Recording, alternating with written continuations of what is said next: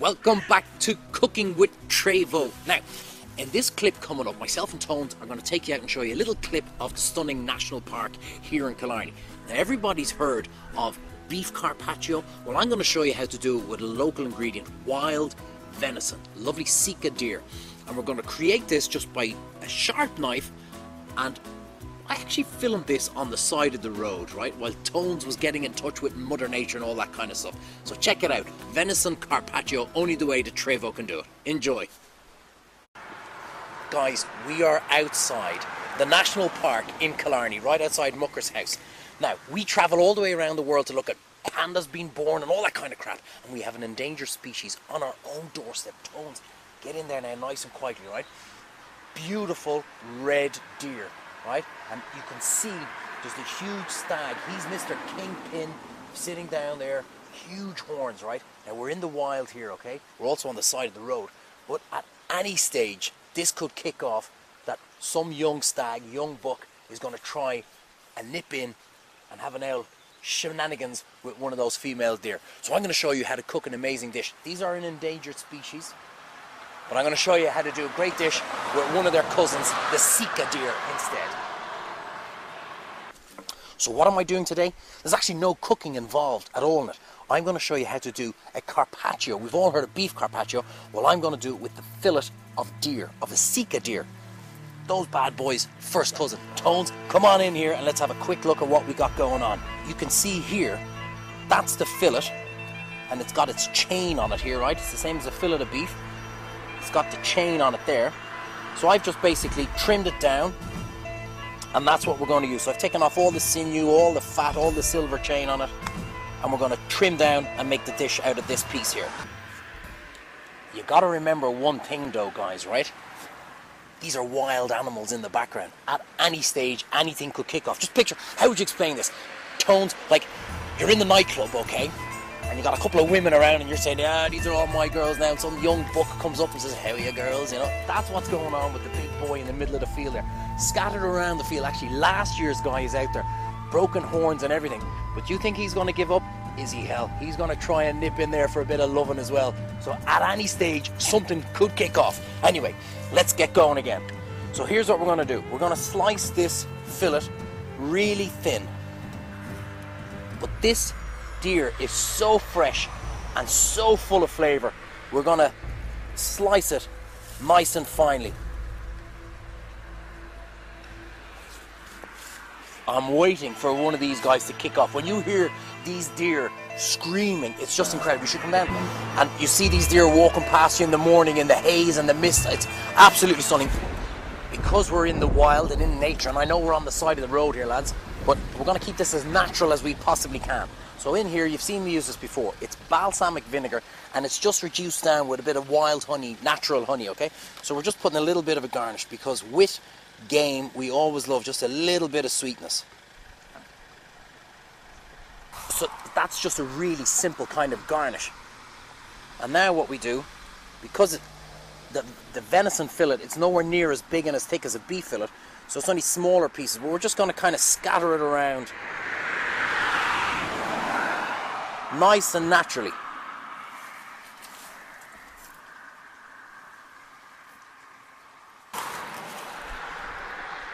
And one of the most important things is when you're doing it with good quality beef or good quality venison, if you get to know your butcher well, lads, your butcher will be able to find this venison for you. Keep it nice and thin. That's the key to it, because otherwise the texture, it's just not as nice. So now, let's get a close-up on this, Tones. There's all our venison around.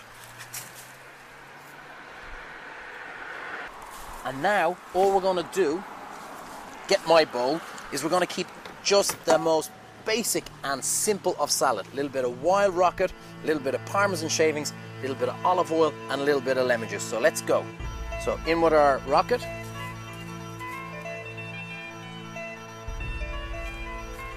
We've got this beautiful Parmesan Reggiano. Thinly slices of it. If you want, you can grate it. Thinly slices is just as good. We're going to put in a bit of that.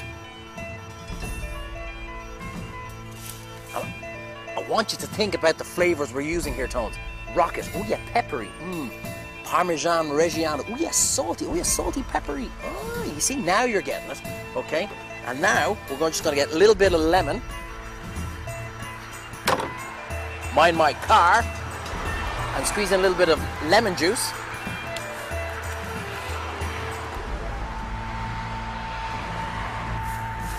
Absolutely beautiful.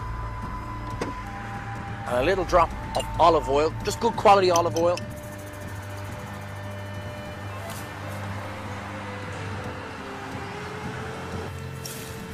And when you're making dressings, guys, if you're using vinegar and oil or whatever, it's entirely up to yourself. How sharp do you want it? I love sharp dressing in my salad, so I might use 1 part acid to maybe 2.5 parts oil, but just taste everything. A little bit of cracked black pepper. And like I said, you guys know me by now. I only ever use rock salt when cooking, so a couple of twists of salt, rock salt.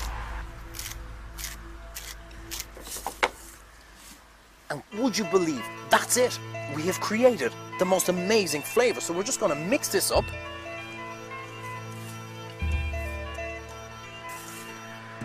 And we're just going to put that as the garnish on a plate as an homage to these bad boys behind us.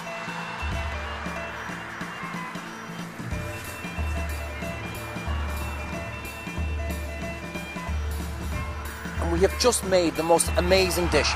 Carpaccio of venison fillet, Sika deer. Look at it, even these boys are checking up. They're looking at, what the hell, what's your man making? Don't worry guys, it's your cousin, it's none of you guys, you're all right. Now let me tell you, right, the national park is 10 yards behind me there.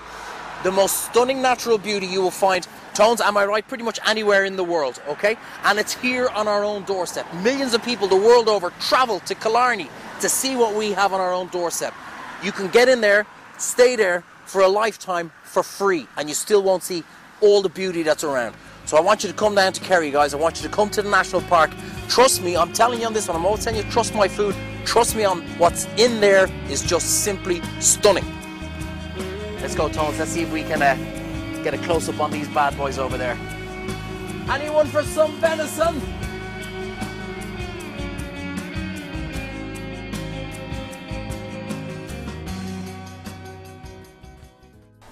Well, I hope you enjoyed watching that dish as much as I did cooking it. And trust me guys, there's a lot more wild cooking coming up very soon in the brand new series of Cooking with Treyvaud coming this autumn on Irish TV. But for now, in this clip, something totally different. Strawberries in a chocolate waistcoat. Sounds a little bit weird, but trust me, as soon as you see these beauties, you're going to want to make them. Because strawberries and chocolate go right together like Tom Cruise and high heels. Check it out. Strawberries in a chocolate waistcoat. Who'd have thought? Well, good fresh strawberry. Tones, look at that bad boy. Absolute beautiful fresh strawberry. And first of all, we're going to put on its shirt. Melted white chocolate. A little look there, Tones. Now, I've showed you how to melt chocolate before. So we put the strawberry, hold it by the stalk, and put it straight into the chocolate. And just twist it around, and pull it out and let it drain off a little bit. And put it onto a little bit of parchment paper. Treyvaud, what is that? Would you believe we have just put a shirt on the strawberry? Let's do it again, one more time. So hold it by its stalk, drop it into the chocolate, let it drip off, and onto our parchment paper. I'm going to finish the 4 of these, and I'm going to put them in the fridge to set for about 10 seconds. Now, we've taken them out of the fridge, they were in there literally 10 seconds, and you'll see there's a little bit of chocolate kind of from where it was settling on it, so we're just going to trim it down a bit. The important part is we want the front of the strawberry covered in white. Everything else is going to be covered up now at the next stage. So we just trim it away a little bit. So we have got its shirt on, and now we need to put on its waistcoat. Now if you want to be very finicky, just stick a cocktail stick up it, but I actually find it a little bit easier with my hands. So we're going to put it in at a 45-degree angle on both sides to leave the white exposed. So let's go.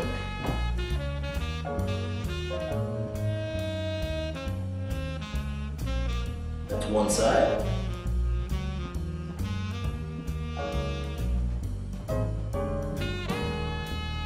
And that is our other side. And holy God, Tones, that one worked out beautifully. Straight back onto the plate. And I always say, do you know what? I'm actually going to do another one just to show you this, but I'm not. Just rewind it. I'm going to do these quick. So we have taken them out of the fridge, They've set down nicely. Get a good close up on this, Thomas. Look, they got their little white shirt and their little bit of a waistcoat on it. And these now make absolutely fantastic little petit fours, or for garnishes in desserts or something like that. And what we make is tiny little piping bag. Get a piece of parchment paper, fold it into a triangle. That's all we need. And fill it with a bit of our melted chocolate. Now, if you want, you can be very fancy. You can use dark chocolate for the waistcoats. You can do it in reverse, an little Miami Vice white waistcoat. Choices are endless. Now, this will get a little bit messy, so don't worry. So, we only put in a little bit. That's for the chef's choice. And we just fold it up. So look what we have there, Tones. Little bag full of chocolate. Simple. Snip off the very end. Fold it over so it doesn't go everywhere. And you just push, look. Sometimes you might need to get it closer so they can see this. Just a little squeeze on it so you can see it's coming out ever so gently. Because on every tuxedo, we have our buttons. 1, 2, 3. 1,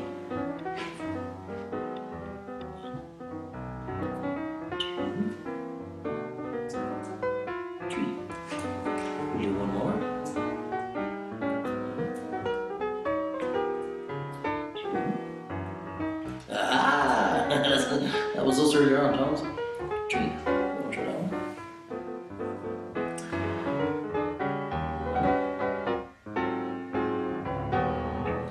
Because there's always one guy who loves to be lovely and suave and fantastic, always with a little diva. So in here, Tom's very simple. Look, you just go gentle.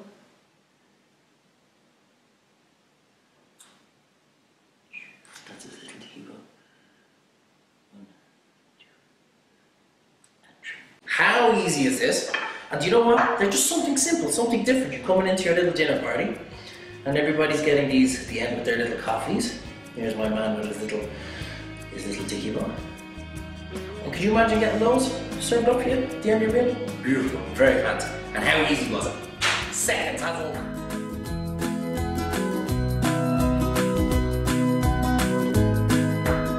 Well, how easy were they to make, guys? And trust me, when your guests at your dinner party try them, they're going to be wondering where in the name of God did you buy them? And it was you who made them, because we are building up to a brand new series of Cooking with Treyvaud coming this autumn, and there are going to be amazing dishes that are so easy to make. Trust me, guys, you're going to love it. I hope you enjoyed today. Make sure you check out Twitter. Give me a shout if you're stuck for anything, and I'll do my very best to help you out. Cooking with Treyvaud, guys, coming back next week, and I hope you're going to enjoy that one too, because it's a real cracker. See you soon.